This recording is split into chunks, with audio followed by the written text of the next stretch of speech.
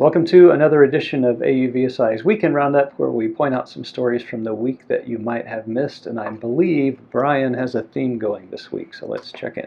That I do. See if you can catch on.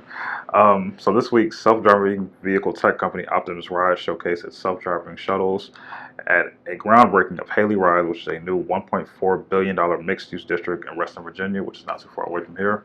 In just 5 weeks of its service at Haley Rides, the company has already offered 15,000 rides using its autonomous vehicles. One of the people who got one of those rides is standing right here. That's how he knows about it. First time.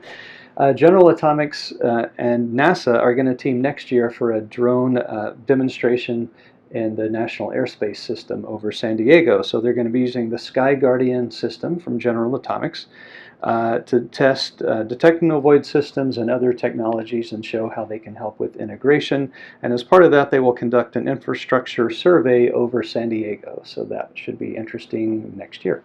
Sounds good. Continuing with my theme for the week.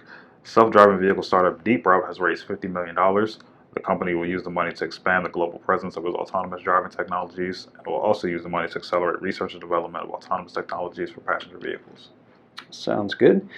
This is a little different. China has unveiled a rocket engine drone. It's kind of a scary looking thing. It's designed to gather data when satellites are no longer available. So it's kind of a high-flying, fast-moving system. It was displayed as part of their celebration of 70 years of the Communist Party, but observers from the West are not sure the status of the aircraft, whether they're prototypes or ready to fly or what. So stay tuned. Some more information on that will come out eventually. Last item for me. During the 2020 Tokyo Olympics and Paralympic Games, Tokyo will have 20 of its e-Pilot autonomous vehicles on site to transport athletes instead.